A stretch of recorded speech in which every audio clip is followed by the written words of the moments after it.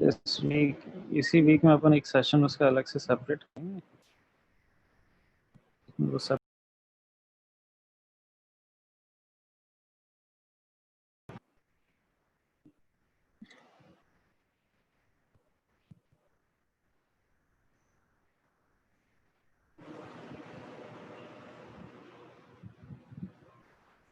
Hey, very good morning, guys. This is Yogesh from FOSC. Please confirm if you can hear me.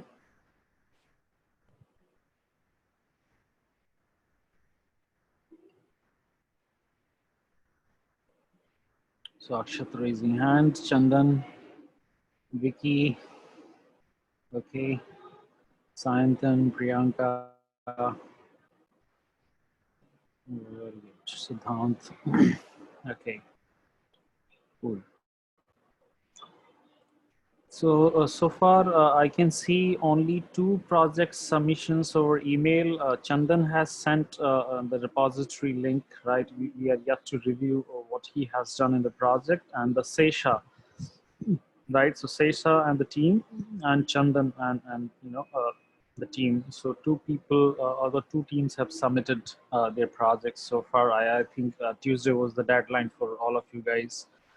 So before we start the session for today, please, share your status that, when we can get your projects submitted. Is it today evening or, some other day? I think make the submissions, right? So Priyanka is saying, sir, थोड़ी देर में मैं send कर दूंगी. That's good, Priyanka. Siddhant is saying, I'll do it by after the class. Okay. Sahil is saying, sir, today evening. Rishabh is saying, GitHub पर अभी डाल दिया है sir, upload हो गया है. Okay, fine, that's good. Mansi saying, sir, हो गया है almost. I have problems in Flask front end part. आज हो जाएगा. Okay, that's good. Vicky saying, sir, I'll submit the class. I'll submit after the class. Okay, fine, that's good. So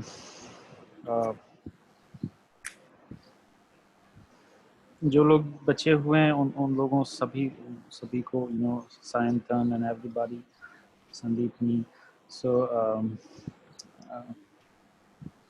सभी लोग जो है अपने सबमिशंस कंप्लीट कर रहे हैं. अक्षता and all, right.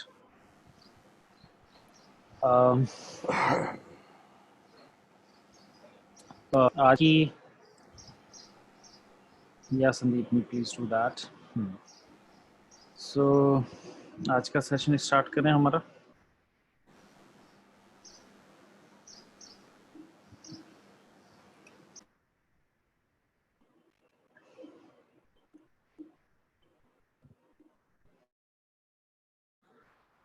So guys, आज हम लोग जो डिस्कशन करने वाले हैं, right, the discussion is on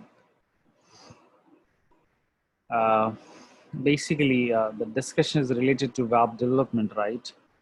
So HTML, CSS and JS, ये 3 चीजें किसी भी बेसिक वेब डेवलपमेंट का पार्ट हैं, right? So web development, and I'm assuming, guys, that all of you are at least aware of HTML and CSS. मतलब मेरा मानना है कि HTML CSS में तो सभी लोग ज्ञानी होंगे, बिकॉज ये ऐसी चीज़ें हैं शायद जो हमें फर्स्ट ईयर से या फिर इंजीनियरिंग के बिगनिंग से या MCA BCA के शुरुआती दौर में भी ये चीज़ें बताई जाती हैं. So how comfortable you guys are in HTML and CSS? As of now, I'm leaving JS. As of now, I'm only leaving JS. JS मैं आज JS वाला part discuss नहीं करने वाला हूँ. That will we will this, right? So Sahil is saying, sir, I only know HTML. Siddhant saying, sir, I'm clueless about CSS. Okay. And then what else? What about other people? Saksham saying HTML only. Okay. Somewhat good with CSS and HTML, Santan is saying. Okay. Akshita Rastogi saying, I know basics of HTML and CSS. Mansi saying, sir, मैंने Android पढ़ा है, I never did HTML. Sandeep me saying, I'm good in HTML. I know about HTML only. Akshat saying, okay, that's good. Chandan saying, I know, but I don't remember syntax. Have to look up on the Google every time. That's okay, guys. You know, taking help from the Google, taking help from the Stack Overflow does not make you inferior programmer, right? Inferior programmer is only when you don't know the approach, how to solve it, right? Then only you can call that as inferior. But if you forget the syntax every time, that's okay. That's very normal. Nobody can remember everything, right? You should only focus what is the philosophy to solve that problem and where to get the help, where you can find the right resources to solve that problem. That is more important, right? So syntax yaad rehna nahi rehna is not a big deal, right?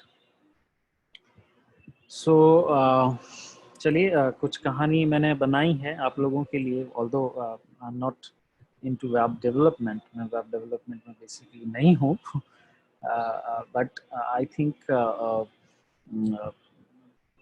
जो भी ठीक है, मैं मतलब I'm not a web developer, but like it is a part of the project, so you know a couple of things around that, and you know how to integrate everything, right? तो वो चीज़ें पता आपको होती हैं, so sharing that knowledge only, right? सबसे पहले guys, when you talk about web development, right? When you talk about web development, basically you you divide this into two subparts, right? So when you talk about web development, we talk about two things. The one thing is a front-end development, right? So guys, when you say front-end development means what you see in the browser, right? What you see in the browser, maybe Chrome, maybe Firefox, maybe Safari, maybe other, right? What you see in the browser, the color combinations on the page, the placement of the items on the page, layout of the page, right? Um, all of these things that make some visuals, right, for you is all front-end development, right? And when you say front-end development, obviously the developer knows the concepts around HTML, the developer knows CSS, the developer knows JavaScript, right? And basically when you see the relationship between these three entities, HTML is your a basic text display, right? It just kind of a skeleton, right? The skeleton is there, right? When so तुमने कभी देखा होगा your parents have built a house, तुम्हारे mummy papa ने, तुम्हारे दादाजी ने या किसी फैमिली मेंबर ने घर बनाया है, right? So अगर that home has been built, right, तो शुरुआत में you only see the skeleton of the code, right? Skeleton of the house. ईंट कहाँ लगी, नींव कहाँ लगा, फाउंडेशन कहाँ हुआ, क्या that part that is taken care by HTML, right? But when you do the kind of basically जिसको हम लोग कहते हैं एक तरह से beautification, right? The cosmetic part, right? So cosmetic part का मतलब दीवारों पे कलर क्या होगा, हम वॉलपेपर कौन सा लगाएंगे, हम फ्लोर टाइल्स कैसे रखेंगे, इंटीरियर डिजाइन कैसा होगा, right? That is a later part, once your foundation is built, once your structure of the house is ready, right? So that cosmetic part, that designing part, right? Color kaisa hoga, ye kaisa hoga, visual appeal kaise create hogi, that is handled through GSS, right? CSS. So that is the cosmetic part, we generally say, the cosmetic part, the visuals, right? That is there, that is handled by CSS. The behavior of your web page behaviour का मतलब जैसे घर पे कोई doorbell बजा रहा है, right? तो कहाँ पे क्या हो रहा है, किसी ने फैन का बटन ऑन किया है तो कौन सा फैन चल रहा है, राइट? या कुछ और चीजें कैसे हो रही हैं, that is all the behaviour, कि हम ऐसा करते हैं तो ऐसा होता है, राइट? इस बटन को प्रेस करते हैं तो ऐसा हो रहा है, हम ये किया तो ऐसा हो गया, some behaviour, something happened, some action was taken, right? So that happens through JS on the code. आपने किसी बटन पर क्लिक किया तो इमेज दिख गई, किसी बटन पर क्लिक किया तो म्यूजिक प्ले होने लग गया, किसी बटन पर क्लिक किया तो इमेज डाउनलोड हो गई, किसी बटन पर क्लिक किया तो नेक्स्ट पेज पे चले गए, किसी बटन पर क्लिक किया तो उसको क्लोज कर दिया, किसी बटन पर क्लिक किया तो ऐसा होने लग गया, और that all happens through JS। ये तीन बेसिक बिल्डिंग ब्लॉक्स हैं front end development, right? So HTML is there, CSS is there, and JS is there. So generally when you say layer wise, so this is your HTML, then just the cosmetic part comes here, and then you have the JS, right? Or maybe you can club JS here as well, right? If you don't talk about one more layer. So ये सब चीज़ें यहाँ पे हैं, और इन तीनों चीज़ों से ही बन के हमारा वेब पेज क्रिएट होता है, हमें एक वेब पेज दिखाई देता है कि भाई किस तरीके से यहाँ पे कुछ URL डाला तो क्या चीज़ें बन। So that is your web page, right? Guys, is that clear to you? So far, is that clear to you, that what is the roles and responsibilities of the HTML, CSS, and JS in any web application, right? So ये चीज़ तो यहाँ पे कहानी है हमारी। उसके बाद, right, उसके बाद क्या हुआ कि हमने फ्रंट एंड के लिए, राइट, सो हमने फ्रंट एंड के लिए जो बेसिक चीज़ है उस पर हमने डाला कि सब HTML आना चाहिए, CSS आना चाहिए, और JS आना चाहिए। And traditionally server side programming के लिए, राइट, सर्वर पे क्या है, डेटाबेस में डेटा कैसे स्टोर होगा, यहाँ से कोई फ्रंट एंड से रिक्वेस्ट आएगी तो हम क्या रिस्पॉन्स उसको भेजेंगे, right? So what request comes and how to process that request, right, and what we are going to send as a response, right? वो सब चीज़ें कौन डिसाइड करता है? बैकएंड या server side programming. Traditionally, the programmers have used PHP or .NET, right, or Java or C Sharp, right, kind of programming languages to handle this part, right?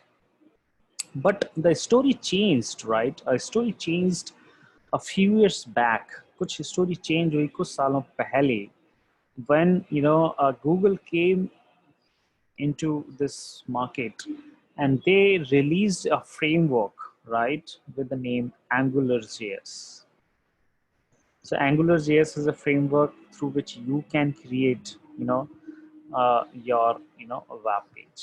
इसके through आप web page create कर सकते हैं.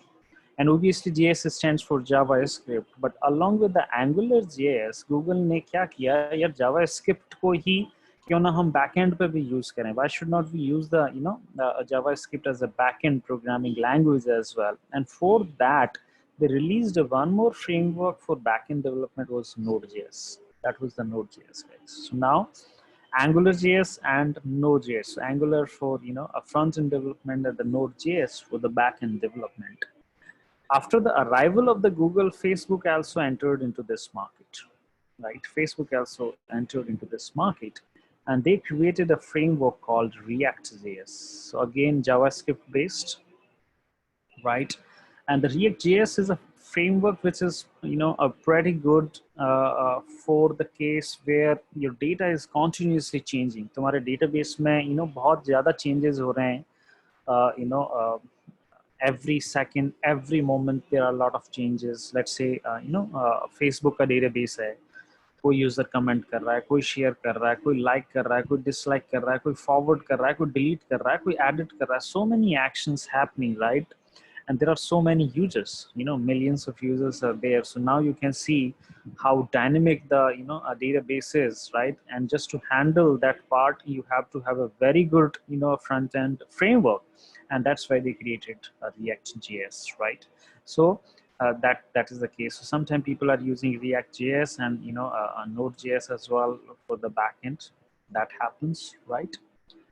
And there was one more case as well, guys. There was one more case as well. तुमने देखा होगा कि when you are looking at some web page using mobile phone, right? So almost everything is like this, stack up, and the scroll is like this, right? So you know, one column here, then another column followed by it, you know. So that is the kind of information. When you see something on the tab, right? So when you see something on the tab, एक column यहाँ आ जाता है, एक column यहाँ आता है, and then the third column is here, right? So now you have two columns actually. So one column here and one column here. So it is tab actually, right?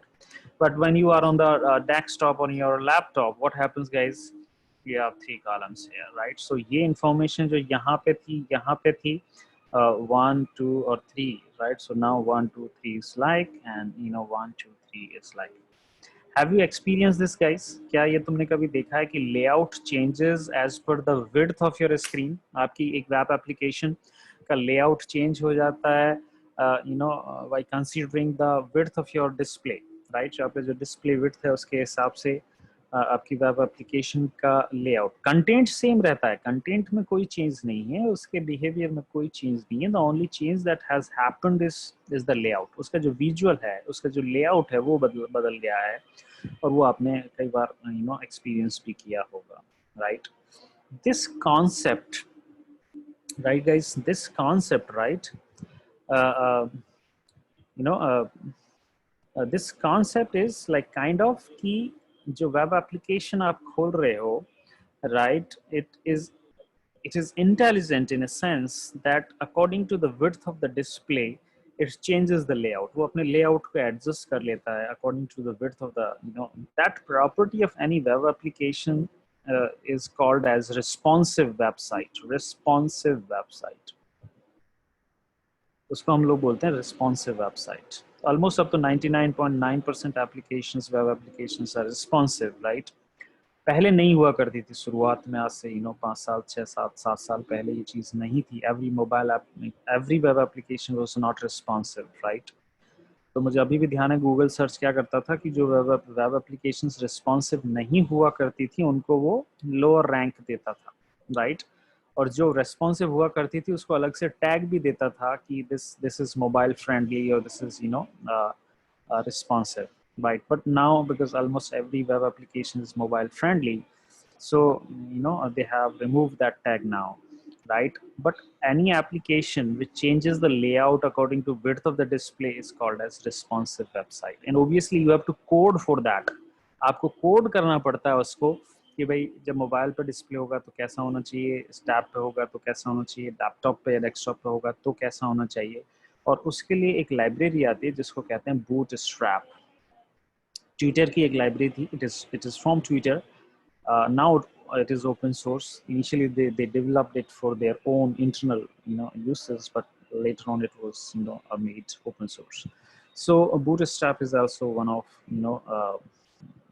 one of the case, and I think the version 5 has recently come. Version 5 has recently come. जब मैंने काम किया था on that, I think I was using bootstrap 3, or I think 4 was just about to come, right? I think I'm talking about from 2017 or 18 मैंने कुछ बात उस time पे कुछ किया था मैंने. So that is the case, guys, right? तो ये चीज़ यहाँ पे है कि how you can build your website as responsive website. And अब कुछ obviously every programming language, every framework has some drawbacks. So now people भी नोड obviously बहुत ज़्यादा यूज़ हो रहा है वेब डेवलपमेंट में, लेकिन यहाँ पे पाइथन की भी काफ़ी एंट्री हो गई है. Python is also a strong player now, and for backend development people are using Flask or Django as well, right? Flask और Django को भी यूज़ कर रहे हैं. एंड बट अभी जो एक नया फ्यूचरिस्टिक है, may not be today, but 1 या 2 साल बाद ऐसा हो सकता है कि there is a new programming language called Rust. Rust करके एक नई लैंग्वेज अभी आ रही है, काफ़ी जगह यूज़ भी होने लग गई है, no doubt about it. So that can be the future for back end development. ये फ्यूचर हो सकता है बैक एंड डेवलपमेंट का, that can replace Node.js actually, right? So ये एक ओवरऑल सिनेरियो है, राइट? और आज से 3-4 साल पहले तो नहीं कहूँगा, 5 साल पहले लगभग फेसबुक ने एक टर्म निकाला था. The term is called as full stack developer. उसको हम लोग बोलते हैं full stack developer. A developer who is good into front end and good into back end as well, right. वो बंदा जो फ्रंट एंड भी जानता हो और बैक एंड भी जानता हो, उसको इंडस्ट्री में फुल स्टैक डेवलपर कहते हैं. So full stack developer web development में भी काम आता है. Full stack developer machine learning में भी टर्म यूज होती है. फुल स्टैक डेवलपर उसको कहेंगे मशीन लर्निंग में जिसको डेटा एनालिटिक्स भी आता है, जिसको एमएल भी आता है, जिसको डीएल भी आता है, जिसको वेब डेवलपमेंट भी आता है, क्योंकि इंटरफेस तो बनाना पड़ेगा किसी न किसी तरीके से, जिसको अपने ऑटोमेशन और ये सब चीजें, मतलब one man army type Swiss knife जो होता है ना, और उस टाइप का जो बंदा है उसको फुल स्टैक डेवलपर, मतलब वो एंटायर स्पेक्ट्रम में कहीं पे भी वो सेंटर भी खेल सकता है, वो फॉरवर्ड भी खेल सकता है, वो बैकवर्ड, ये जो भी टर्म्स होती हैं गेम में सब जगह उसको कहीं पे भी लगा दो. ऑलराउंडर जिसको हम लोग गेमिंग में कहते हैं, वो उसको हम इंडस्ट्री में फुल स्टैक डेवलपर कहेंगे, राइट. तो ये कहानी एक ओवरऑल सिनेरियो है फ्रंट एंड डेवलपमेंट का. लोग बाग मानते हैं कि वेब डेवलपमेंट भी कोई चीज़ है क्या डेवलपमेंट की. नहीं. तो क्लाइंट की रिक्वायरमेंट को मीट करना हो ना, तो वेब डेवलपर को भी छींके आ जाती हैं, राइट. जब क्लाइंट देखता है कि यार एक पिक्सल से चीज़ें इधर से उधर मूव हो गई हैं, ये मेरी रिक्वायरमेंट में तो कुछ और था, यहाँ आपकी 2 पिक्सल से राइट साइड में शिफ्ट हो गया है, तो ऐसा क्यों है, कलर चीज़ सही नहीं है, फॉन्ट सही नहीं है. सो खुद का HTML क्रिएट करना और उसको देख करके खुश हो जाना is all together a different ball game. But when you go and meet the client requirement, right, it's again a difficult job, right. It's not an easy job. तो कोई भी जॉब इजी नहीं है, बट इंटरेस्ट और future कौन सा है, futuristic कौन सी है. तो web development full stack developer के लिए भी बहुत सारी अपॉर्चुनिटीज अभी मार्केट में रहती हैं, जैसा कि जेंगो के बारे में मैंने बताया, राइट. ये सब चीज़ें हैं. सिद्धांत, तुम्हारा जो सवाल है what happen when you choose desktop site, I think उस केस में फिर तुम उस वेब पेज को थोड़ा सा उससे प्रेस करके आगे पीछे शिफ्ट कर सकते हो, उसके व्यू को चेंज कर. तुमने देखा ना जो साइट डेस्कटॉप मोड में ओपन होती है वो एक साथ नहीं दिखता है. फिर इधर टॉप का व्यू देखना है तो उधर पेज को मूव करो, राइट का देखना है तो उसको पेज को मूव करो. बट बाय डिफॉल्ट अब वो चीज़ बहुत पुरानी हो चुकी है. I think nobody uses that. जो साइट पहले रिस्पॉन्सिव नहीं हुआ करती थी, मोबाइल फ्रेंडली नहीं हुआ करती थी, वहाँ पे देखना ऐसा होता था, वहाँ पे ऐसा करते थे. अब आई थिंक अगर आपको वैसा है तो वो फिर आपको इनेबल करना पड़ेगा. डिफॉल्ट बिहेवियर तो अब वो नहीं रहा है साइट में, राइट. इज दैट क्लियर सिद्धांत? So guys, is the story so far good for you? यहाँ तक सबको क्लियर है where we are?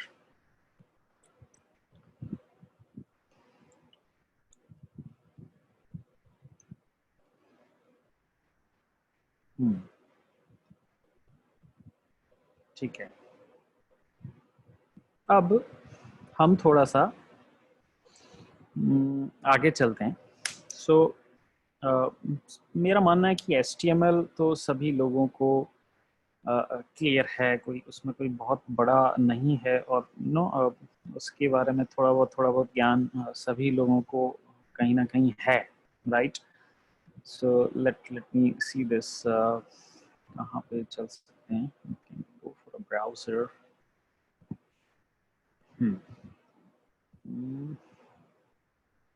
एक मिनट गाइस.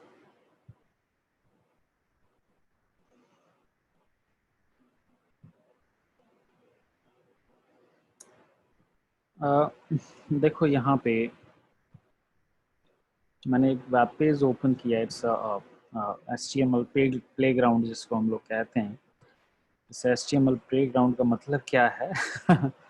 उसको समझ लीजिए. मतलब मैं वेब पेज के ऊपर यहाँ पे स्पेस पे जा कर के ही कुछ छोटा मोटा HTML का कर सकता हूँ और देख सकता हूँ कि क्या कहानी है. तो देखिए यहाँ पे this is jsfiddle.net. and there you see this is the window where I can write my HTML code or HTML script, or this is where I can write my CSS, and this is where I can see write the JS part, and this is actually the result, right? What eventually you see as a combination of everything, HTML, CSS, and JS, that would be the result here, guys, right?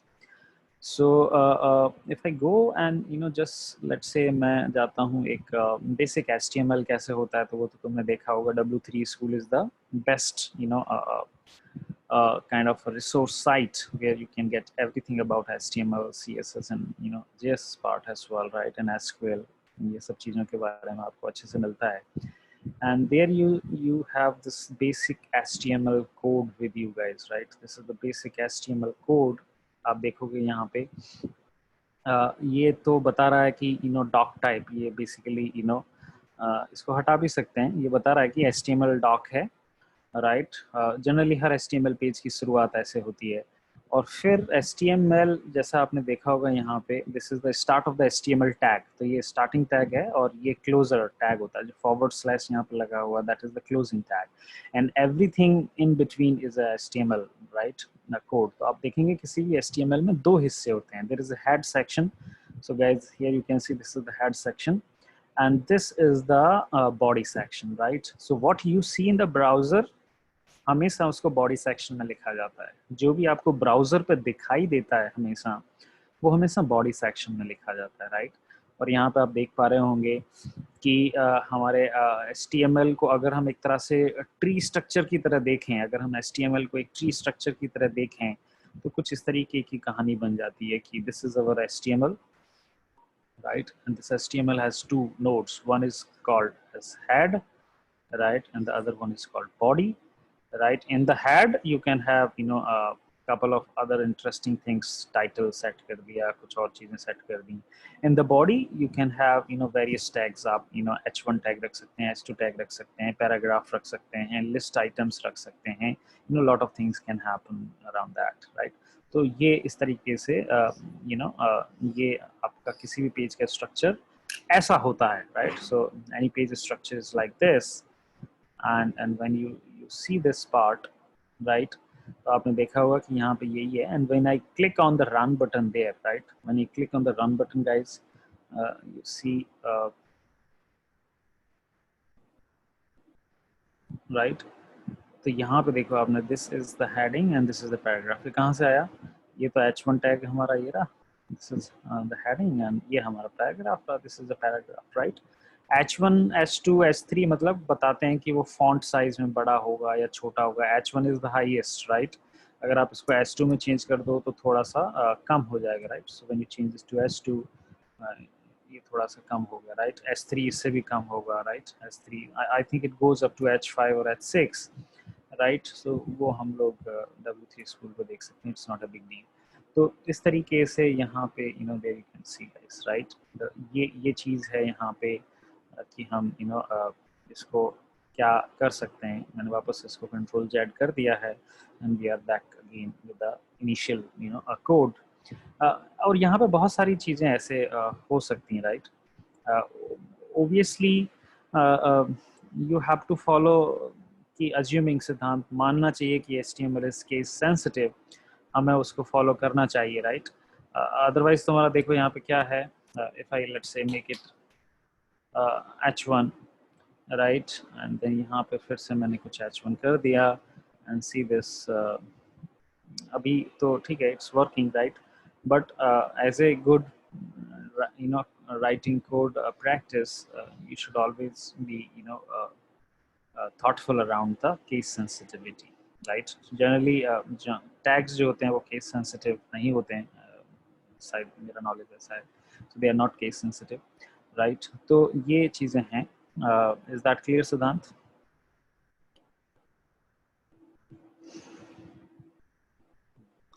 तो एक तो ये यहाँ पे हुआ है, and then फिर उसके हिसाब से फिर आप टेक्स्ट को बोल्ड कर सकते हो, टेक्स्ट को इटैलिक कर सकते हो. हर चीज़ के टैग तुम्हें मालूम है HTML में है. मैं चाहूँ तो यहाँ पे एक लिस्ट आइटम भी ऐड कर सकता हूँ. कैसे ऐड करते हैं list item, guys? Have you any idea around that? क्या रहता है? ordered list, right? Or unordered list, right? So UL रहता है probably, right? So you have a list, right? And then inside the list you can have various items, right? So हर चीज़ के लिए item हो सकता है. So list item, right? So one list item, and I can write here, for example, Fosk, right? So see, one L item has been there. I can add a one more item here, right? Close किया, auto दे दिया इसने, right? Jaipur लिख दिया मैंने, kind of that, right? So अगर मैं इसको वापस रन करूँ, so there you can see Fosk in Jaipur, it has come out there, right? And कैसे आया? U मतलब unordered list. अगर आप dot की जगह 1 to numbering करना चाहते हैं तो इसको you can say ordered list OL, right? So इस तरीके की ये चीज़ें हैं यहाँ पे. So इसको O कर देते हैं, and then you will see the numbering part 1 2 3 like that, right? तो ऐसे बहुत सारे tags हैं, वो आप जो है अपने HTML में देख सकते हैं, right? There are lot of examples you can see around that. तो किसी भी HTML के टेबल कैसे बनेगा, कि लिस्ट कैसे बनेगी, कि पैराग्राफ कैसे बनेगा, राइट? वो सब चीज़ें जो है आप यहाँ पे इमेज कैसे इंसर्ट करेंगे, राइट? तो देखिए यहाँ पे इमेज का टैग है. इमेज का टैग है तो उसको सोर्स बताना पड़ता है कि कौन सी इमेज मुझे लोड करनी है, तो यहाँ पे लोकेशन आपको देनी पड़ती है. फिर आपको विड्थ हाइट बता सकते हैं कि मुझे दिखाना कितने व्यू में है. इमेज का साइज तो कुछ भी हो सकता है, अल्टीमेटली ये फिट किस साइज में होनी चाहिए, किस विड्थ और हाइट में होनी चाहिए, राइट? और अगर वो by the way image load नहीं हो पाती है किसी वजह से, राइट, तो उस जगह क्या टेक्स्ट दिखाना है, ऑल्ट टेक्स्ट जिसको कहते हैं, वो है, राइट? तो ऐसे बहुत सारी चीज़ें हैं हमारे पास HTML के अंदर. ये बेसिक चीज़ें आप देख पा रहे होंगे. सो I think you can easily go through this W3 school and make yourself comfortable by practicing. यहीं पे hand to hand practice का इनका रहता है, right? वो आप practice कर सकते हो कि और किस तरीके से चीज़ें बनने वाली हैं, right? So टैग्स क्या क्या हो सकते हैं, H1 to H6 है, और बहुत सारे चीज़ें हैं. तो टेबल बनानी है HTML टेबल, तो आपको यहाँ पर टेबल का कोड दिख जाएगा, right? You will see a code here. So यहाँ पे आपको दिख रहा है कि किसी भी टेबल में गए, या फिर टेबल में क्या होती हैं, रोज होती हैं, तो रोज के लिए क्या टैग है, TR टैग है, राइट? और TR टैग में भी अगर आपको कॉलम है बनाना है तो TD यूज करना पड़ेगा. अगर उसको थोड़ा सा हाईलाइट करना है तो TH यूज करना पड़ेगा. I think you remember this story from your web scrapping page, right? आपको ध्यान है वेब स्क्रैपिंग क्लास में आपने किसी टेबल से डेटा स्क्रैप किया था, विकिपीडिया की किसी टेबल से, वहाँ पे यही टैग दिखाई देते थे ना कि TR पढ़ूँ या TH पढ़ूँ, क्या पढ़ना है मुझे, right? So that is the case, guys, right? So हम इस टेबल को यहाँ से I think we can copy it and put it into our JS fiddle, and let me see this, guys, if I can take it here and see this. ये हमारी पूरी एक table बन जानी चाहिए, right? So here you see, guys, right? आपने देखा होगा यहाँ पे ये आपका पहला दिख रहा है यहाँ पे आपको TH first name, then the last name and the age, ये हो गया. और फिर एक ये तो पहली रो है हमारी, दो ही तो TR है उसमें, राइट? टेबल बना, टेबल में ये पहला TR है जिसमें first name, last name, age है, और वो हाईलाइट इसलिए हो रहा है क्योंकि आपने क्या टैग दे दिया है, TH दे दिया है. उसके बाद फिर एक और TR है, ये रहा, एक और TR है, दो तीन TR यहाँ पे हैं. सो इस तरीके से हम we can create a table. आप बॉर्डर सेट कर सकते हो, अभी बॉर्डर नहीं दिख रहा है टेबल का, you can enable the border as well, right? So बहुत सारी चीज़ें उसके अराउंड आप कर सकते हैं. So guys, is that clear to everyone कि हमने यहाँ पे किस तरीके से बेसिक तो हमारा यही था जो हमने शुरुआत में एक बेसिक कोड WCSS से W3 स्कूल से लिया था, that was there. So guys, is that okay with HTML कि क्या कहानी है?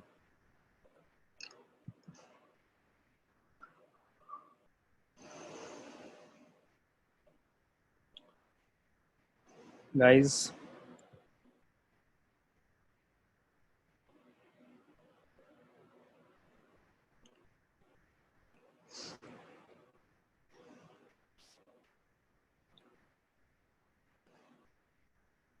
ओके ओके, प्रियंका, अक्षत कह रहे हैं कि yes we get it right.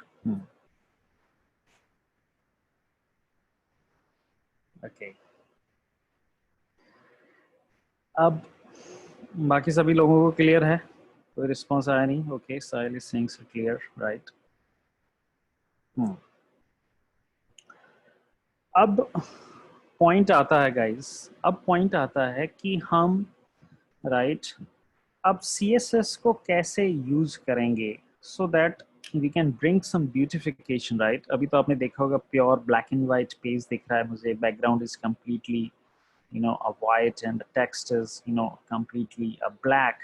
How I can bring a kind of a customization या फिर मैं beautification इस पेज पे कैसे लेके आ सकता हूँ, और वो ब्यूटिफिकेशन किस तरीके से आएगा? वो ब्यूटिफिकेशन आएगा CSS के through. So we have to bring CSS into the picture now right. और CSS और HTML एक दूसरे से जब लिंक होती हैं right, when the CSS and HTML get linked to each other right, they create overall a visual appeal to your page। वो फिर एक क्योंकि HTML से तो बेसिक skeleton create हो गया and using the CSS right, we can actually bring that cosmetic part। अब आपको एक चीज जो बेसिक तौर पे समझनी चाहिए राइट, कि HTML और CSS एक दूसरे से लिंक कैसे होती हैं। तो गाइज आप समझ लीजिए यहाँ पे, this is our let's say HTML right, ये हमारा HTML है and this is let's say your CSS right. So generally हम CSS में जो लिखते हैं वो कहलाता है rule set. It is called a rule set guys right. And when you से रूल सेट, जो चीज वहां पे लिखी जाती है it is kind of a की वैल्यू पेयर कॉम्बिनेशन गाइस। जो भी वहां पे लिखा जाएगा CSS में, जो लिखने का तरीका रहता है, किसी चीज को स्पेसिफाई करने का तरीका रहता है कि भाई ये चीज दिखनी चाहिए, ऐसा होना चाहिए राइट, तो वहां पे हमें किस फॉर्म में लिखना पड़ता है गाइस? उसको की वैल्यू पेयर कॉम्बिनेशन में लिखना पड़ता है राइट। अब CSS और HTML लिंक कैसे होती हैं, ठीक है, वो तो मुझे इंटरनल CSS के बारे में बताया गया कि CSS में जो भी चीज दिखेगी वो आपको की वैल्यू पेयर की फॉर्म में दिखेगी। Fine, okay, I got it. Then अब पॉइंट आता है कि how my browser will know right, कि मुझे HTML को किस कलर में दिखाना है, क्या बैकग्राउंड रखना है, क्या रखना है, क्या नहीं रखना है, वो लिंकिंग कैसे होगी, how this these two different entities link to each other? There are three ways to link, guys. There are three ways to link, right? HTML and CSS। HTML और CSS को लिंक करने के तीन तरीके हैं। मैं CSS के अंदर बता सकता हूं कि मेरे इस HTML टैग पे ऐसा कलर रखो, ये चीज करो। तो मैं यहाँ पे क्या स्पेसिफाई करूंगा CSS के अंदर? मैं बता दूंगा कि भाई HTML में जहां जहां पे भी ये टैग मिले, do this. Okay okay, I got it. या फिर I can specify the ID right. मैं HTML के टैग को क्या दे सकता हूँ? ID दे सकता हूँ, और उस ID को CSS में यूज कर सकता हूँ। Okay fine. या फिर एक तीसरा तरीका है जिसको कहते हैं क्लास।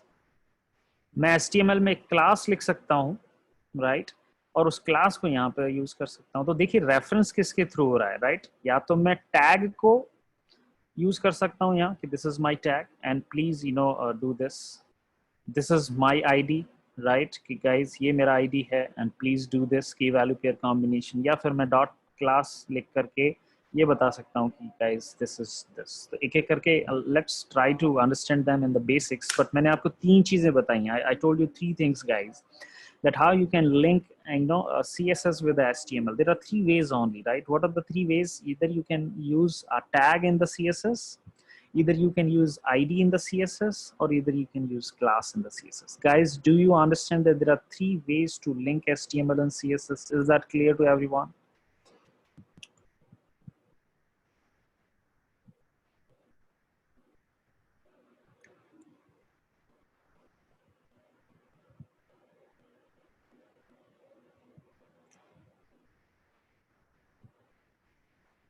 Okay. ठीक है, तो अगर हम वहाँ चलें उस तरफ, अपने प्लेग्राउंड की तरफ चलें, if you move to our playground, there you will see guys, right, ये चीज़ यहाँ पे है। और अब मैं CSS में लिखता हूँ कि भाई CSS में कैसे लिखते हैं, हमने बोला कि सब की वैल्यू पेयर कॉम्बिनेशन चाहिए, वो किसके अंदर लिखे जाएंगे, अंदर अंडर द कर्ली ब्रेसेस, ऐसे लिखे जाएंगे, right. And what is the key value pair combination you can have, बहुत सारी चीजें हो सकती हैं, जैसे कि now you have to specify the background colour, कि आपके पेज का बैकग्राउंड कलर क्या होना चाहिए। सो उसको यहाँ पे कुछ लिखा जा सकता है, बैकग्राउंड, फिर कॉलन आपने दिया, और आपने यहाँ पे दे दिया कि let's say it is blue, right, let's say it is blue, so background blue.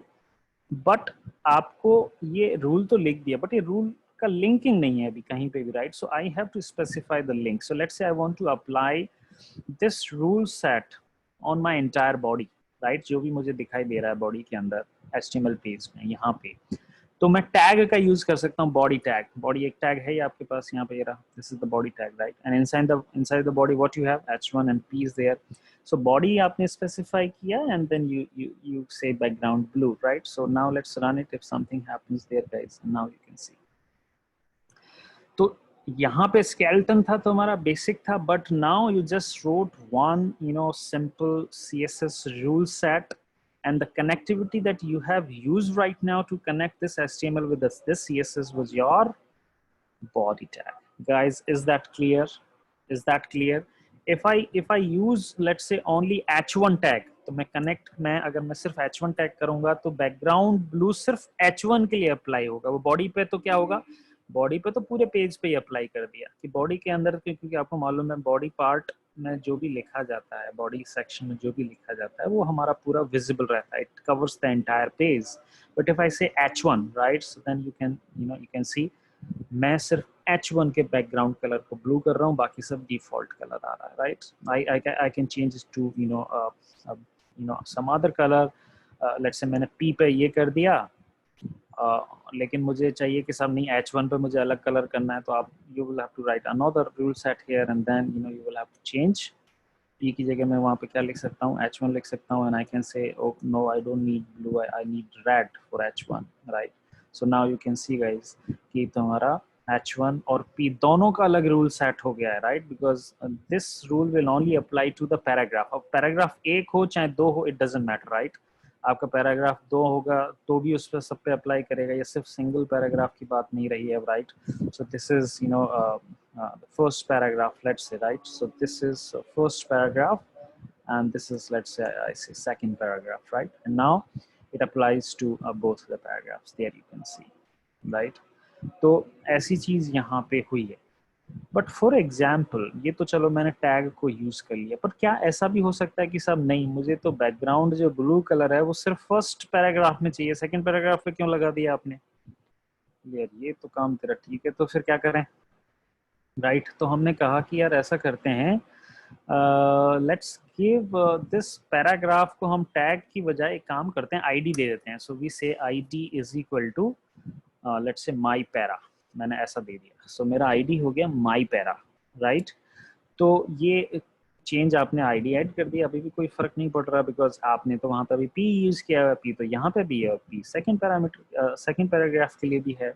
तो अब हम p की जगह हम यहाँ पे क्या करेंगे, we specify the ID, and what is the ID that we have written in our HTML code, that is my para. तो यहाँ पे हैश लिखा और फिर हमने माई पैरा लिख दिया, राइट। सो नाउ अब आप देखोगे, can you see guys, now your background blue color is only applied to this paragraph, not to this one. Why not to this one? Because इसका ID हमें पता ही नहीं है, और हमारी जो मैपिंग चल रही है फिलहाल CSS में, लिंक जो चल रहा है, that is happening through ID, right?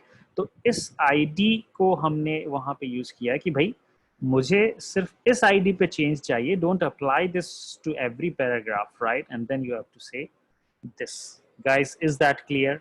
क्या ये चीज क्लियर है आपको कि हमने किस तरीके से आईडी के थ्रू भी, तो मैंने पहले तो बताया था कि टैग के थ्रू कैसे अप्लाई हो रहा है, फिर मैंने आपको बताया कि आईडी के थ्रू कैसे अप्लाई हो रहा है। Is that clear guys? यहाँ पे सभी लोग जरा रिस्पॉन्ड तो कर दो भाई, क्या हो रहा है, तुम समझ में आ रहा है नहीं आ रहा है? I'm assuming कि it should be easy to understand, right? Akshita, right, good. अब पॉइंट ये आता है guys, now the point is this कि लेट्स से मुझे blue colour, guys let's say मुझे ब्लू कलर H1 पे भी करना है। अभी आपको देखा होगा H1 पे क्या कलर है, रेड कलर है, राइट, H1 पे रेड कलर है, राइट। तो अगर मुझे H1 पे भी ब्लू करना है, राइट, तो मैं एक काम करूं कि अभी यहाँ पे मैं ब्लू कर दूं, that is fine, it will solve my problem. तो अभी तो काम चल जाएगा, राइट। या फिर मैं एक काम करूं कि यार इसको भी एक नया आईडी दे देता हूँ, सो आईडी देता हूँ इसको कि माई हेडर फॉर एग्जाम्पल, राइट, या माई H1 बोल देता हूँ, इसको छोटा हो जाएगा, राइट। तो मैं यहाँ पे लिख सकता हूँ माई H1, इसमें तो now this is very simple to us, right. But अब तुम देखोगे ये दोनों चीजें अगर लिहाज से देखो तो यार यहाँ पे भी ब्लू हो रहा है, यहाँ पे भी ब्लू है, इसका मतलब हम सेम प्रॉपर्टी H1 पे भी लगाना चाह रहे हैं, सेम प्रॉपर्टी हम P पैराग्राफ पे भी लगाना चाह रहे हैं। तो क्या उसके लिए एक सिंगल रूल सेट अप्लाई किया जा सकता है? अभी तो दो रूल सेट हैं, ये आईडी पैराग्राफ के लिए यूज किया गया है, ये आईडी H1 के लिए। Can we have something where the same rule set, एक ही रूल सेट पैराग्राफ पे भी अप्लाई हो जाए और वही रूल सेट H1 पे भी अप्लाई हो जाए? तो उसके लिए फिर हम आईडी का यूज नहीं करते हैं, हम लोग क्लास का यूज करते हैं। तो आईडी की जगह मैं एक काम करता हूँ, क्लास, और क्लास इसको दे दिया for example my class, my CL for example. और इस H1 को भी सेम क्लास देना पड़ेगा। अब नाउ H1 हो चाहे P हो, दोनों ही tag they belong to same class, so now they belong to same class, right. तो अभी तो हमने शुरुआत की थी टैग से, बिल्कुल इंडिपेंडेंट थे ईच अदर। फिर उसके बाद हमने आईडी से स्टार्ट किया। अब मैंने क्या किया, पैराग्राफ को और H1 दोनों को ही सेम क्लास के अंदर डाली कि भाई तुम्हारा क्लास एक ही है, तुम एक ही जाति के हो, और तुम्हारी जाति पे क्या रूल अप्लाई होगा वो यहाँ पे अप्लाई करने वाला हूँ। So now I am going to say कि भैया जो भी जिस जो भी आईडी या जो भी मेंबर HTML में लिखा गया है, जो भी इस क्लास से बिलोंग करेगा उस पर ये रूल अप्लाई होगा। डॉट माई CL, डॉट लगा दिया मैंने यहाँ पे, right? And now you see guys, right, we have the same effect here, right? We have the same effect here, right? और इसी क्लास को मैं यहाँ पे भी यूज कर सकता हूँ, I can use here as well, right? So class, and now all of the you know uh, all of the tags belong to same class, and this is applied to this as well. So there are three ways guys, मैं तीनों को explain किया है simplified form में दिखा करके कि how come you can connect your HTML and CSS using ID, using a tag, and using class. Guys, is that clear with everyone?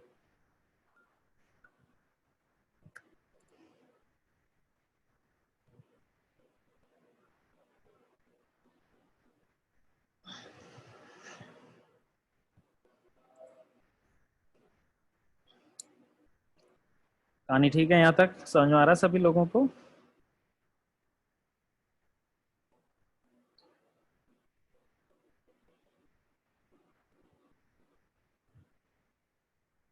Okay, good. अब जब भी हम CSS को यूज करने की बात करते हैं गाइस, जब भी हम CSS को यूज करने की बात करते हैं, एक बहुत ही इम्पोर्टेंट कॉन्सेप्ट हमारे दिमाग में हमेशा रहना चाहिए। अगर वो कॉन्सेप्ट क्लियर नहीं है तो you will always struggle applying CSS, you will always struggle applying CSS। Basic rule मैंने आपको बता दिया।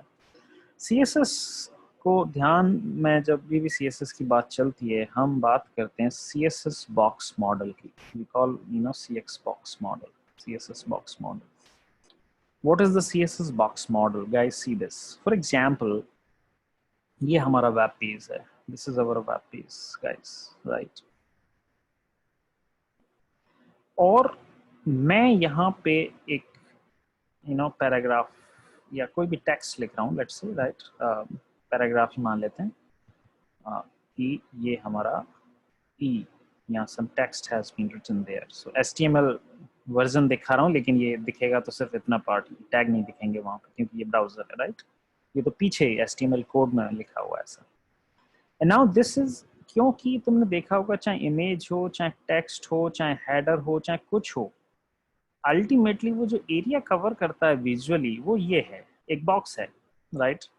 ये बड़ा बॉक्स है, उसके अंदर एक छोटा बॉक्स छुपा हुआ है, राइट? अब ये जो दूरी है गाइज यहाँ से लेकर के यहाँ तक, मतलब इस लेफ्ट बाउंड्री से ये जो दूरी है गाइज, राइट, इसको हम लोग कहते हैं margin. What you call guys? Margin. ये तो हो गया लेफ्ट मार्जिन। टॉप मार्जिन कितना हो गया? ये टॉप मार्जिन है, this is called top margin, right? ये कितना हो गया? ये राइट मार्जिन है, this is called right margin. ये कौन सा मार्जिन हो गया? बॉटम मार्जिन हो गया, राइट? अच्छा, दूसरा, इस बॉक्स में ये जो बाउंड्री बनी है इसको कहते हैं बॉर्डर, दिस इज बॉर्डर। इसको कहते हैं guys border, this is called as border. ये बॉर्डर कहलाता है। ये बॉर्डर विजिबल भी हो सकता है, बॉर्डर हिडन भी हो सकता है, बॉर्डर की विड्थ कम भी हो सकती है, बॉर्डर की विड्थ ज्यादा भी हो सकती है। Now inside the border, after the border, आपका टेक्स्ट कितनी दूरी से स्टार्ट हो रहा है? After the border immediately text start हो जाता है या उसके बाद कुछ स्पेस है उसमें? ये जो स्पेसिंग है guys, this spacing is basically called as padding. इसको हम बोलते हैं पैडिंग।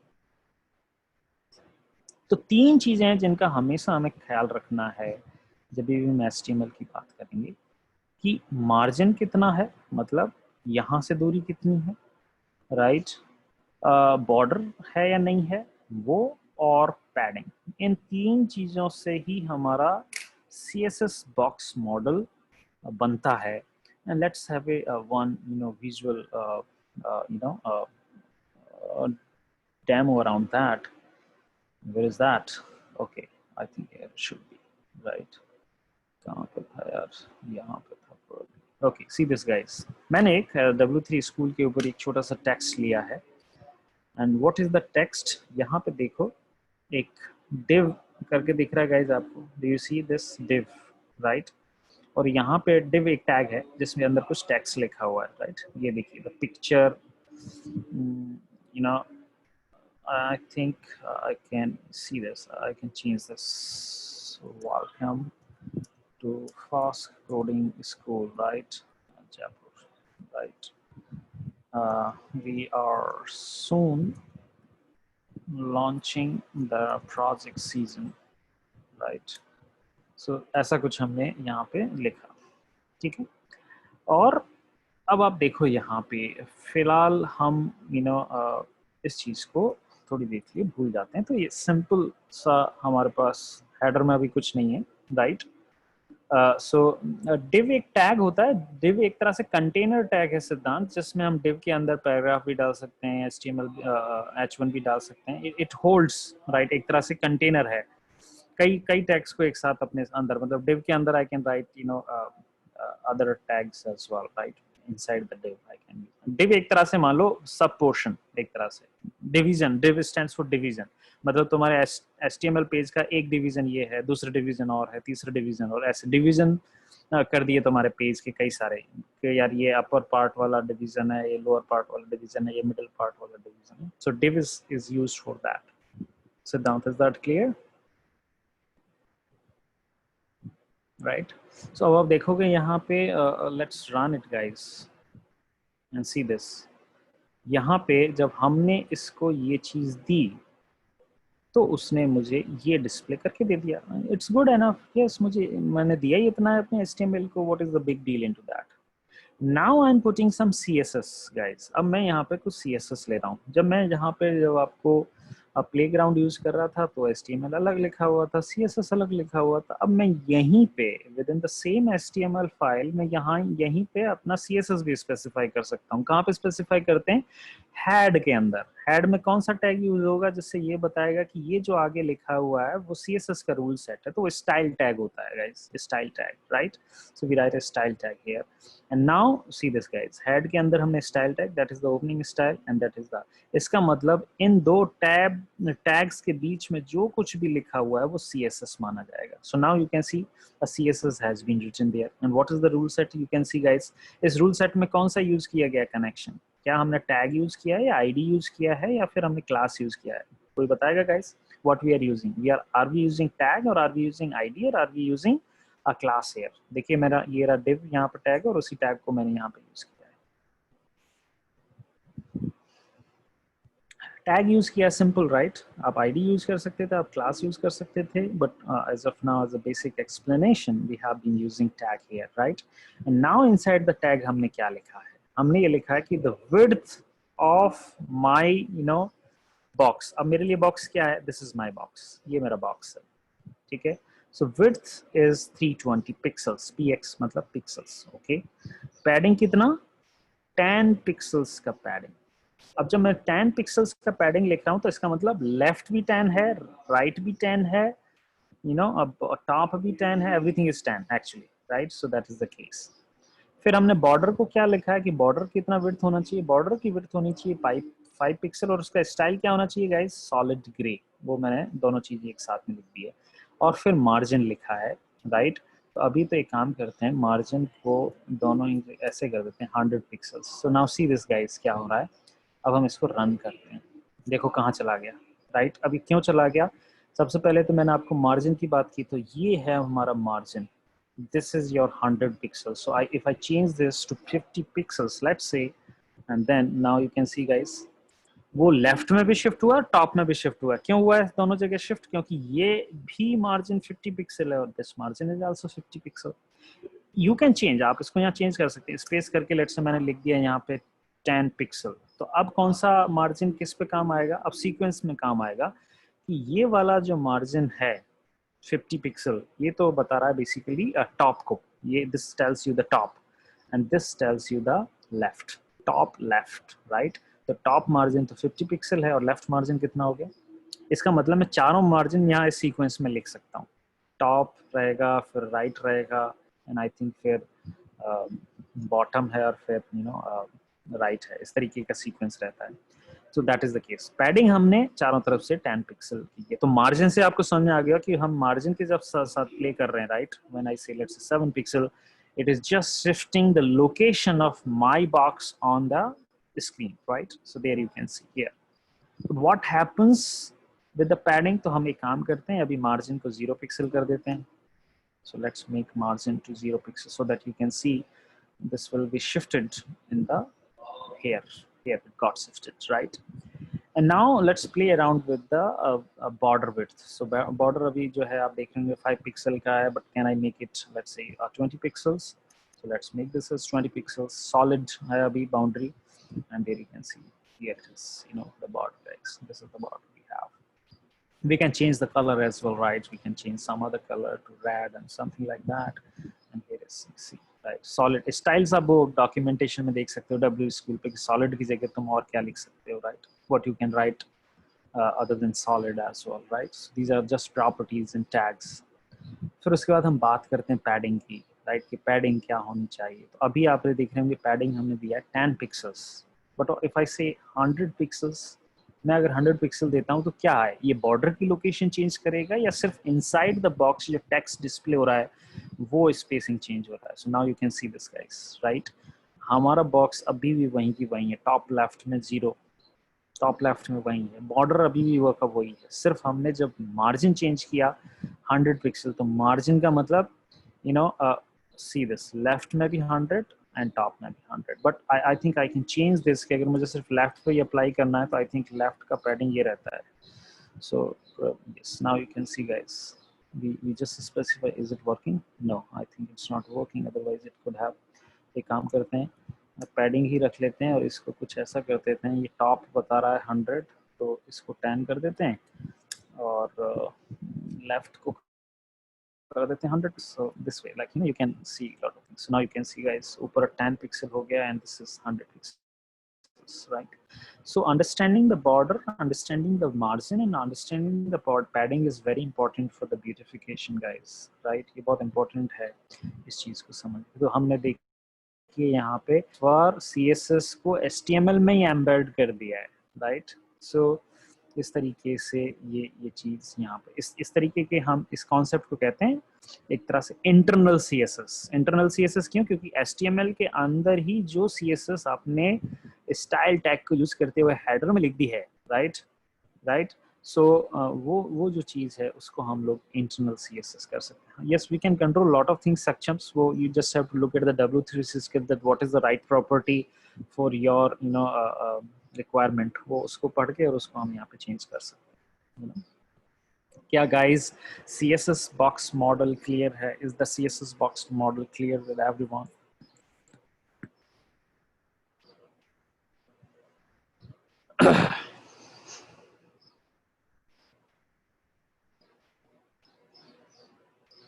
ठीक है, अब मैं एक काम करता हूं, जो भी हमने अभी तक कहानी सुनी है, राइट,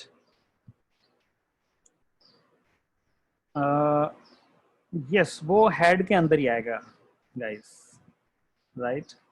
देखिए किसी भी HTML फाइल में CSS को लिखने के 3 तरीके हो सकते हैं गाइस।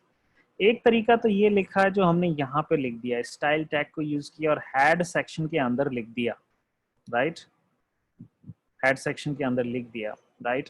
तो ये तो कहलाती है इंटरनल CSS। कई बार हम यहाँ पे टैग के साथ भी लिख देते हैं CSS, यहाँ पे टैग के साथ ही लिख दिया, वो इनलाइन CSS कहलाती है गाइस। कौन सी CSS होती है? Inline CSS। यहाँ पे I can see some example where we have some inline CSS। Inline CSS का एग्जांपल तो अभी जो हमने यूज किया वो कौन सा माना जाएगा? That is internal CSS, right. दूसरा CSS जिसको मैं कह रहा हूँ कि भैया वो CSS है आपकी इनलाइन CSS। तो मैं एक बार बता देता हूँ इनलाइन CSS कैसे लिखेंगे, एक minute.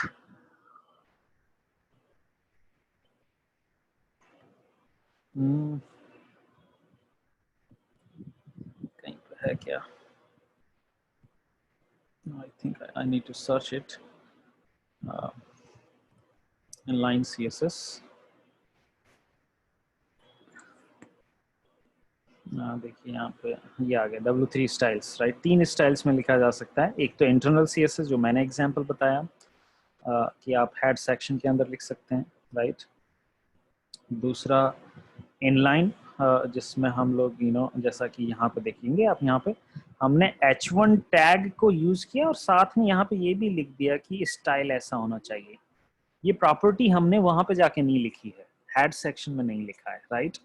This is called as inline CSS कि जहां पे टैग लगा उसके साथ ही साथ उसका स्टाइल बता दिया, दैट इज कॉल्ड इनलाइन। और जो हम यूज कर रहे हैं वो इंटरनल है। एक होती है एक्सटर्नल। एक्सटर्नल का मतलब है CSS के लिए आपने एक सेपरेट फाइल बना दी है, मतलब HTML कोड से उसको हटा दिया है, HTML में वो कहीं पे भी नहीं है, and there is a separate file with the .css extension. उस .css फाइल को आपने HTML में इंक्लूड कर लिया, जैसे हम कोई लाइब्रेरी इंपोर्ट कर लेते हैं ना, same way you can include the CSS file. तो there are 3 ways only: internal, inline, internal, inline, and external. Guys, are these ways clear? CSS can be added to HTML documents in 3 ways, right? Is that clear with everyone?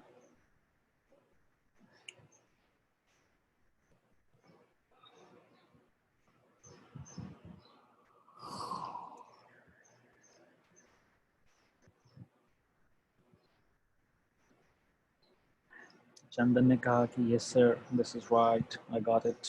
Okay. Mansi saying yes.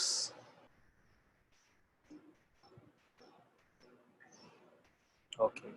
ठीक है, अब मैं काम करता हूँ एक, I take one example now. मैं एक फाइनल एग्जाम्पल ले रहा हूँ, 5-10 मिनट लगेंगे उसका एग्जाम्पल को लेने में, और मैं जो भी सभी चीज़ें अभी तक हमने सीखी हैं उसका एक कंसोलिडेटेड वर्जन है वो, that is a consolidated version, right. And you can see कि how your basic HTML page got a beautification when you apply a CSS on that. Is that clear guys? Is that clear? और थोड़ा जल्दी से respond करा करो, तुम लोग सो गए हो क्या अभी?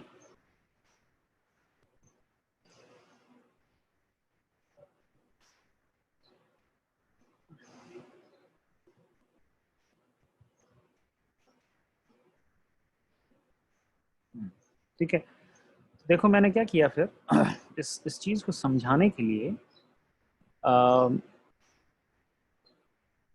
यहाँ पर एक काम करते हैं,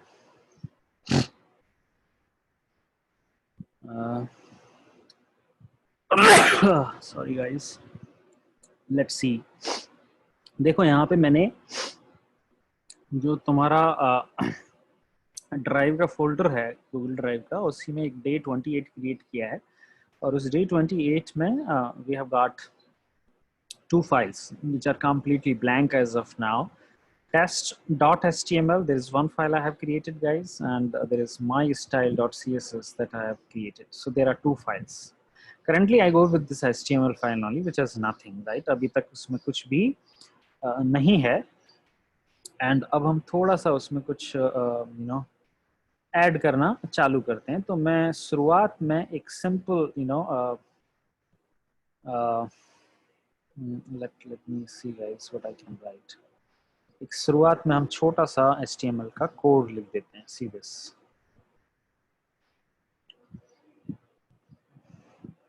ये देखो क्या लिखा है, क्योंकि W3 स्कूल से ही मैंने कॉपी किया है। सो डॉक टाइप लिख दिया HTML, पहली चीज तो ये क्लियर हो गई, राइट। फिर HTML टैग स्टार्ट हो गया।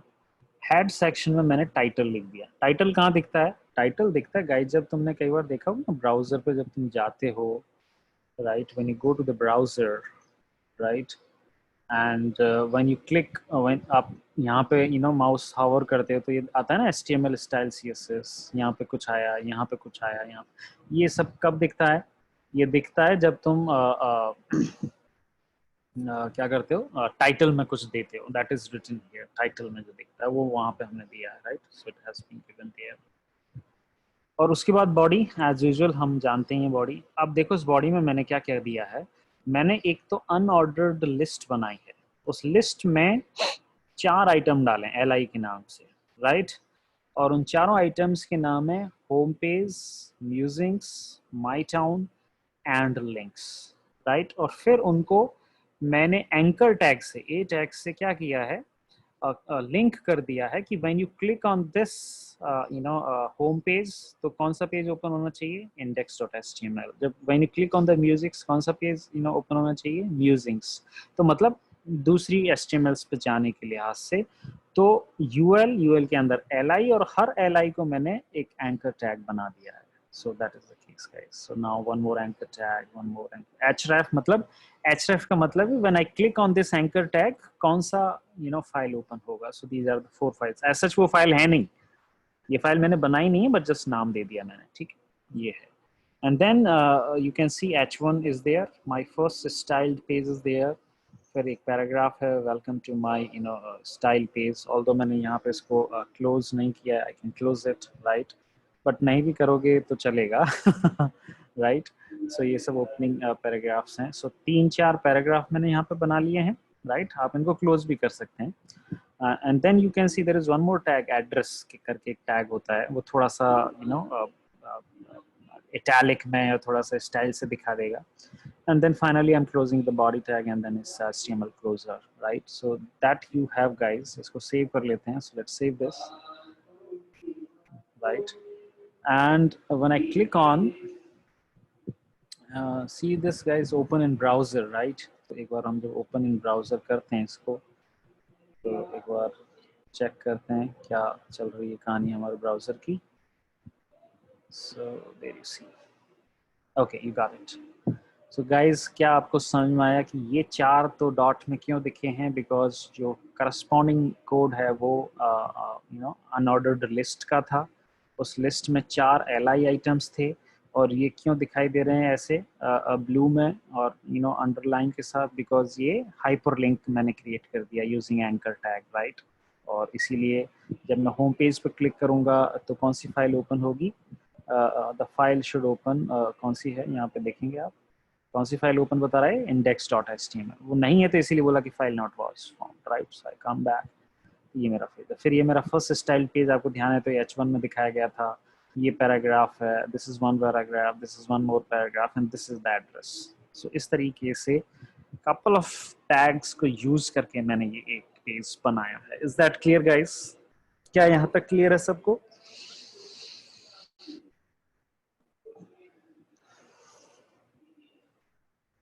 राइट। तो ये हमारा HTML पेज, बेसिक HTML। अभी इसमें CSS का कहीं नामो निशान नहीं है, अब हम थोड़ा थोड़ा करके इसमें ऐसी CSS डालना चालू करेंगे. So how to bring the CSS. तो अब हमने क्या किया, सबसे पहले तो हमने अपना बॉडी के ऊपर राइट दो प्रॉपर्टीज लगाई. तो मैंने कहाँ पे लगाया गाइस, मैं हेड सेक्शन में जा रहा हूँ. हेड सेक्शन में जा रहा हूँ तो मैंने क्या लिखा, स्टाइल. राइट, सो मैंने यहाँ पे स्टाइल लिखा, ये स्टाइल हो गया. राइट, इसके अंदर जो कुछ भी लिखूंगा वो CSS माना जाएगा. और CSS के लिए जो फिलहाल मैं रूल सेट लिखने वाला हूँ वो रूल सेट गाइस ये है. This is a rule set I have. Right, so body के ऊपर लिखा है मैंने guys. Right, so what is that, body. Okay, यहाँ पे मैंने लिखा बॉडी पे, और मैंने लिखा कलर कौन सा होना चाहिए, कि सब कलर क्या होना चाहिए, कि सब पर्पल कलर. मतलब अब आप देखेंगे यहाँ पे कलर पर्पल, मतलब टेक्स्ट कलर की बात चल रही है. और background colour. Right, so background colour तुम्हारा ये रहा, जिसमें हमने कुछ दे दिया. तो फॉर एग्जांपल मैंने कुछ ऐसे ही हेक्साडेसिमल में मैंने कुछ कोड दे दिया. फॉर एग्जांपल DA3D कुछ ऐसा करके दिया मैंने. ये कलर है. राइट, सो मैंने अब ये एक तरह से मेरी internal CSS होगी guys. This is my internal CSS now with the using the style tag. And there you see, does it make any change to our HTML code? हमने क्या change किया, दो ही properties लगाई हैं और वो भी किस पे, पूरे body पे apply करनी है. right, so let's now you can see this guys. right, तो एक तो मेरा text now you can see it went into purple and my background color also got changed. तो दो ही property है फिलहाल, उस पर कुछ और लगाया नहीं है हमने. तो हमने ये चीज यहाँ पे दे दी. Is that clear. राइट, मैं चाहूँ तो अपना कुछ फॉन्ट कलर या फॉन्ट फैमिली भी स्पेसिफाई कर सकता हूँ. सो कैसे फॉन्ट कैसे स्पेसिफाई करते हैं, यहीं पे बॉडी के अंदर ये स्पेसिफाई कर देते हैं फॉन्ट. राइट, देख रहा है कि कहीं font family something like that, font family. Yes, it's a font family there and I can write something like, मैं अलग अलग कुछ कुछ लिख सकता हूँ guys. right, तो फॉर एग्जांपल मैंने कुछ 3-4 फॉन्ट दे दिए. जॉर्जिया दे दिया है, टाइम्स न्यू रोमन दे दिया है. Right, is that. So paste किया मैंने, इसको थोड़ा सा चेंज कर देते हैं यहाँ पे प्रॉपर्टी, फॉन्ट कम करेंगे तो सही हो जाएगा शायद. यस, ठीक है. तो now you can C font family. इसका देते का मतलब कि पहले किस फॉन्ट फैमिली को देखना है, जॉर्जिया. अगर जॉर्जिया सिस्टम में नहीं है तो go for Times New Roman. If Times New Roman is not there, go to Times. If Times is not there, go to serif. Serif भी नहीं है तो जो डिफॉल्ट है ब्राउजर का वो अप्लाई कर दो. अगर इनमें से कुछ भी फॉन्ट फैमिली नहीं मिलती है तो go with the default. That is the case. तो हमने ये प्रॉपर्टी कर दी. इसके साथ एक और काम करते हैं, हैंड टू हैंड एक H1 पे और लगा देते हैं. So let me guys apply H1. Right, H1 पे मैंने कुछ दूसरा लगा दिया. तो बॉडी पे तो ये लगा दिया, H1 पे ये. राइट, तो पहले बॉडी पे अप्लाई होगा, फिर H1 पर्टिकुलर H1 पे भी अप्लाई हो जाएंगे. सो H1 के केस में बॉडी के रूल सेट ओवर रूल्ड हो जाएंगे. बॉडी में आपने दिया है कि सब बैकग्राउंड कलर ये होना चाहिए, बट आप यहाँ पे जो बैकग्राउंड कलर दे दोगे तो वो अप्लाई होगा H1 के लिए. राइट, बट अभी तो दिया नहीं, सिर्फ फॉन्ट फैमिली हमने H1 में स्पेसिफाई की है. ये specified that only guys. Right, so this way now you can see, so थोड़ा सा स्टाइलिंग में फॉन्ट में चेंज हो गया है. राइट, अब हम थोड़ी सी बात करेंगे अपने इसकी, यहाँ पे काम करते हैं, इस पेज को थोड़ा सा राइट में शिफ्ट करते हैं. So we shift it a little bit to the right. Right, तो उसके लिए मैंने एक काम किया है यहाँ पे. यहाँ पे हम एक पैडिंग अप्लाई करते हैं. Right, so we apply a padding. So padding थोड़ा सा अप्लाई करते हैं, we shift it to the right. तो यहाँ पे लिख देता हूँ, पैडिंग चल जाएगा यहाँ पे. Let me right here. Okay fine. So padding is मुझे सिर्फ लेफ्ट में अप्लाई करनी है. तो okay okay, I got it. Padding left and let's say I apply 11 EM. Right, EM का मतलब क्या है यहाँ पे गाइज, उसको समझ लीजिए. What is the meaning of EM, but let me first show you the effect of this. Padding हमने क्योंकि लेफ्ट में अप्लाई की है तो सिर्फ लेफ्ट वाले पोर्शन पे इधर शिफ्ट करेगा ये पूरा. And there you can see we got it right. So we shifted it towards that. EM का क्या मतलब है उसको समझ लीजिए. EM का मतलब है 11. EM का क्या मतलब है इसको समझ लीजिए. EM मतलब तुम्हारा करंट फॉन्ट का साइज क्या है. करंट फॉन्ट का जो साइज है उसका 11 टाइम्स करंट फॉन्ट का जो साइज है तुम्हारे सिस्टम में, जो भी फॉन्ट अभी यूज हो रहा है राइट एचटीएमएल पेज के लिए, उस फॉन्ट का right 11 times. So if you let's say to make it 5 em, then that obviously there would be so now you can see 11. So we have made it em stands कि तुम्हारा current font size क्या है, so we made it 11 em, so 11 times of the current font size, right? So that is right. So what is the size of the current font that is there? तो ये चीज यहाँ पे हुई है, right? तो अब हमने यहाँ पे ये ऐड कर, अब हम थोड़ा सा ब्यूटिफिकेशन इस चीज का करने वाले हैं, जो हमारा एक तरह से जो लिस्ट आइटम्स थे उनको हम एक तरह से नेविगेशन बार की तरह यूज करना चाहते हैं। नेविगेशन बार आपने देखा ना, कई बार मेन्यू दिखाई देता है, तो मेन्यू की तरह इसको एज ए मेन्यू हम बनाना चाहते हैं, डिजाइन इसकी मेन्यू की तरह करना चाहते हैं। तो हमने फिर यहाँ पे क्या किया, आपको ध्यान है इस मेन्यू के लिए आपको ध्यान है हमने एक क्लास असाइन की है इसको, नेवर यूएल के अंदर जितने भी हैं आइटम्स हैं, मैंने क्लास दी है इसको नेवबार। इस क्लास को यूज करते हुए मैं एक अलग से सीएसएस की प्रॉपर्टी लगा रहा हूँ। So I apply this CSS property now guys. मैं यहाँ पे देखिए बॉडी पे प्रॉपर्टी लगा चुका हूँ, h1 पे लगा चुका हूँ, अब मैं नेवबार पे लगा रहा हूँ। So I am going for a navbar now. So this is the navbar. So ul.navbar, आप ul हटा भी सकते हैं क्योंकि आपको ध्यान है डॉट क्लास आता है। So ul.navbar, okay. क्या क्या अप्लाई किया है जरा चेक करो एक बार guys. Can you see this? List की स्टाइलिंग अभी नन है, पैडिंग हमने 0 की है, मार्जिन भी हमने 0 किया है, पोजीशन एब्सोल्यूट, एब्सोल्यूट का मतलब है जो मैं पैडिंग मार्जिन अभी दे रहा हूँ वहीं पे दिखना चाहिए। एक पोजीशन रिलेटिव होती है, एक पोजीशन एब्सोल्यूट होती है, फिलहाल हम एब्सोल्यूट पे जा रहे हैं। फिर हमने देखिए यहाँ पे टॉप स्पेसिफाई कर दिया, लेफ्ट स्पेसिफाई कर दिया और विड्थ स्पेसिफाई कर दी। Couple of things we have specified and when we save it guys, and now you see कि हमारे पास ये चेंज हो गया, राइट? क्योंकि हमने क्या किया, सिर्फ इस वाले पोर्शन पे स्टाइलिंग मैंने हटा दी। स्टाइलिंग नन करते क्या हुआ, डॉट हट गए, right? Padding 0, margin 0, position absolute. मतलब एब्सोल्यूट पोजीशन का मतलब ये होता है कि जो भी मैं एक्स वाई कोऑर्डिनेट दूंगा टॉप लेफ्ट, राइट, जो भी मैं एक्स वाई कोऑर्डिनेट दूंगा उसी पे वो वहां जाके फिक्स हो जाएगा, राइट? तो मैंने टॉप कोऑर्डिनेट मतलब एक्स दे दिया 2em और वाई दे दिया मैंने 1em, top left, right? Top left का मतलब वो स्टार्टिंग कहाँ से हो रही है उसकी डिस्प्ले की, right?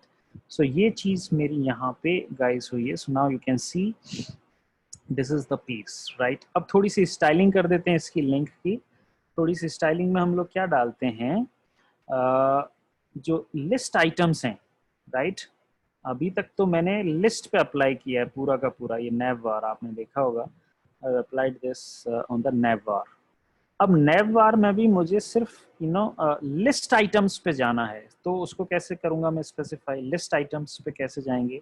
So we go here, यहाँ पे एक और CSS लिखना पड़ेगा लिस्ट आइटम्स पे। तो सिर्फ अगर लिस्ट आइटम पे अप्लाई करना है तो आपको यहाँ पे li बोलना पड़ेगा कि भैया क्लास में भी li के ऊपर ही लगना चाहिए प्रॉपर्टी। कौन सी प्रॉपर्टी? कि बैकग्राउंड व्हाइट हो। अब देखो हर लिस्ट आइटम को मैंने व्हाइट कर दिया है, मार्जिन भी मैंने सेट कुछ कर दिया है, पैडिंग भी कर दी है, बॉर्डर कर दिया है कि बॉर्डर की जो विड्थ है वो 1 em होनी चाहिए, लेकिन राइट बॉर्डर की सिर्फ राइट साइड में 1 em का दिखना चाहिए। और इसका स्टाइल क्या है? Solid black. So when I save it and see this guys, when I save it, what change you see? li items का बैकग्राउंड कलर व्हाइट हो जाना चाहिए और राइट साइड में बॉर्डर ब्लैक कलर का दिखना चाहिए। So there you see guys, right? So we got the li items white in color and there we see this guys, right? So hold on guys, 1 minute. एक minute, just a minute guys, I got some urgent masses.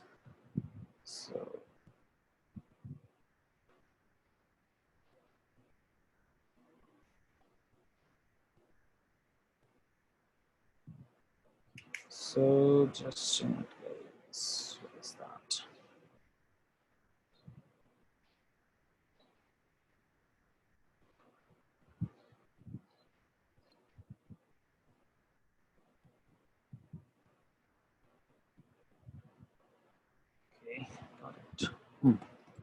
सो ये चीज हमारी यहाँ पे हुई है, right?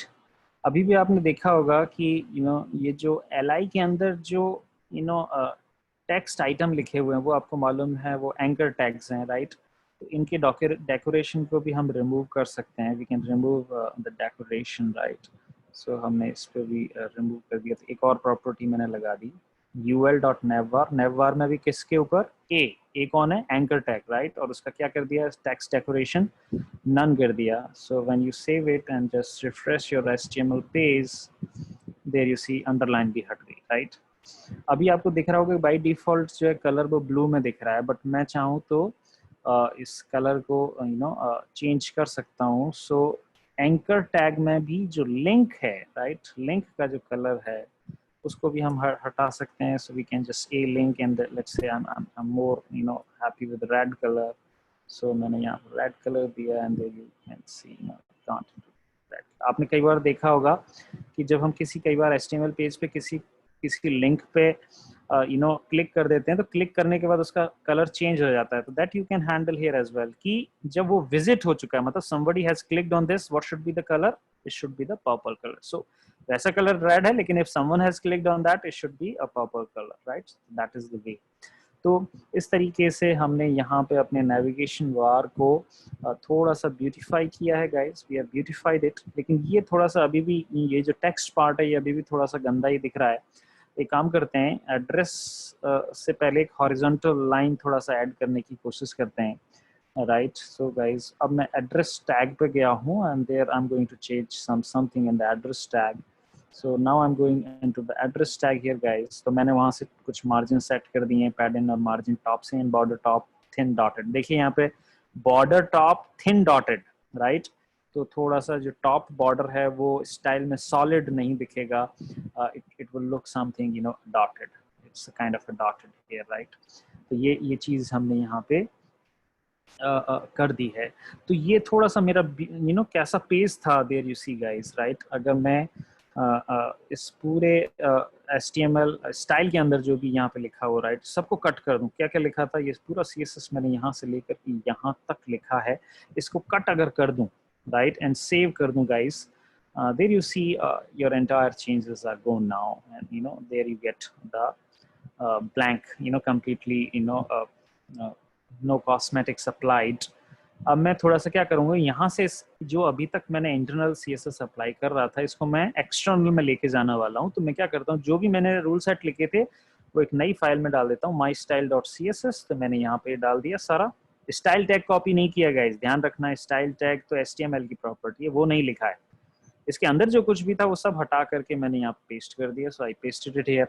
अब क्योंकि एक्सटर्नल CSS वो मुझे अपने इंटरनल इस HTML कोड में उसको कहीं ना कहीं लिंक करना पड़ेगा, मुझे बताना पड़ेगा कि भाई तुझे कहाँ से उठाने changes, right, from where you have to pick, right. तो then what you have to do guys, आपको अब एक काम करना पड़ेगा, हेड सेक्शन के अंदर लिंक बताना पड़ेगा कि मेरी CSS फाइल कहाँ पड़ी है। तो यहाँ पे हेड सेक्शन का टाइटल है, टाइटल के यहाँ बता देते हैं अपन कि लिंक मुझे क्या करना है, कि I have to link what, style sheet मुझे CSS लिंक करनी है। बोलो बताओ कहाँ पड़ी है, तो मैंने बता दिया कि भाई मेरी स्टाइल शीट का नाम है mystyle.css। so this is the name of CSS file, वही नेम आपको यहाँ पे देना पड़ेगा।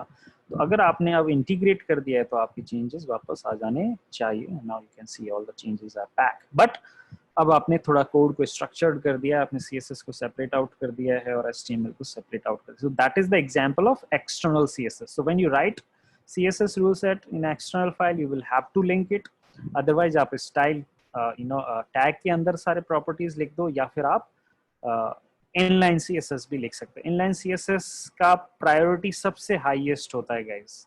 अगर आपकी कोई प्रॉपर्टी इंटरनल भी लिखी हुई है और फिर आपने वहाँ इनलाइन पे भी सेम प्रॉपर्टी यूज करके कुछ चेंज कर दिया है, सो सबसे हाईएस्ट जो प्रॉपर्टी होती है वो आपकी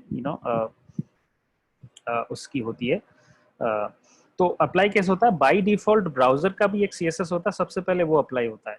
उसके बाद जो आपने इंटरनल CSS लिखी है या एक्सटर्नल CSS लिखी है वो अप्लाई होती है, और फिर अगर उसके बाद फाइनली वो सबसे लास्ट में जाता है इनलाइन CSS पे। इनलाइन CSS का रूल सबसे फाइनल रहता है। अगर मल्टीपल जगह एक ही रूल लिख दिया गया है तो सबसे ज़्यादा प्रायोरिटी इनलाइन CSS को मिलेगी। गाइस, क्या कहानी ये चीज़ चलेगी?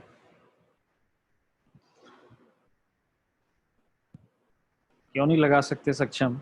बैकग्राउंड इमेज क्या है? W3 स्कूल पे जाओ, 2 मिनट में पता चल जाएगा क्या करना है। बिजी बैकग्राउंड पर इमेज क्यों नहीं लग सकती? We can set the background image as well, right? So guys, that was the case, right? Siddhant class को हैश से नहीं, क्लास को डॉट से डिनोट करते हैं, राइट? क्लास को डॉट से, आईडी को हैश से। गाइज, HTML CSS की कहानी क्लियर हुई? पता चला कुछ? क्या कुछ चीजें नई थी या ये सब चीजें आप लोग पहले से ही जानते थे?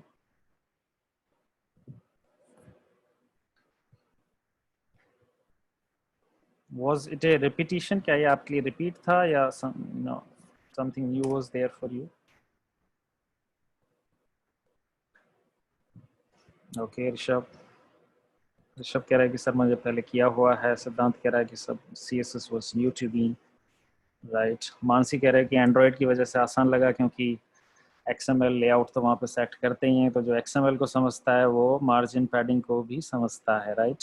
साहिल saying CSS was new there. साइंथन saying something or कुछ चीज़ें नई थी साइंथन के लिए, that's good. संदीप ने saying CSS was new to learn, very good, right?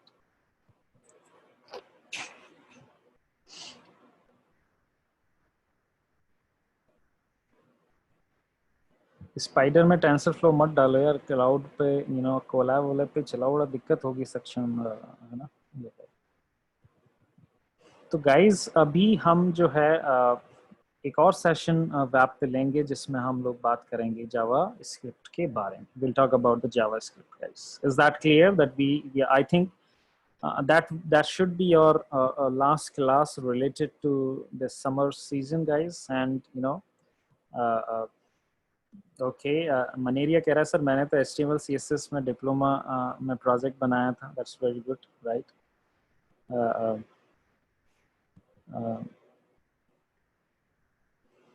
Okay, थोड़ा सा सेट ही करना पड़ेगा कि ठीक है। I will talk to Sylvester sir, I will talk to him, right? No Siddhant, code is enough, report अलग से बनवाएंगे, राइट? Yes, Sayantan, we can do that, right? We can do that. आप जो प्रोजेक्ट बना रहे हैं उसका एक ब्लॉग हम आपको बोलेंगे कि आप सभी लोग एक जो ब्लॉग है अपनी मीडियम पे ऊपर ब्लॉग भी लिखना है। Yeah, I got it, Saksham. I'll talk to Sylvester sir for that. Guys, what I'm saying कि जो प्रोजेक्ट आपने बनाया है उसकी डिटेल्स कि क्या प्रॉब्लम स्टेटमेंट था, कैसे बनाया, क्या किया, क्या नहीं किया, everything has to be there on the medium blog platform है, हम उसी को यूज करेंगे और सभी टीम मेंबर्स को वहाँ पे एक ब्लॉग लिखना है, right? I will tell you how to write that blog. It is very easy there to write that blog.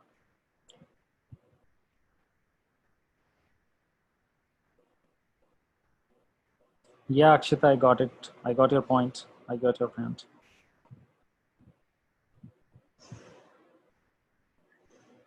मैं एक साथ ही क्लियर कर दूंगा सक्षम इसको, don't worry. I will take only 5 minutes to explain that what is lasso and what is this, right?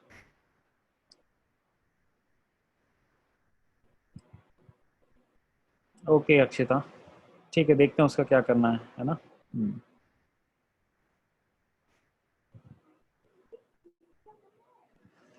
चलिए guys, I am closing for the day. Next class का time अभी Sylvester sir बता देंगे, हो सकता है कल सुबह ले लें, ठीक है? Tomorrow on. Okay guys, bye bye, see you.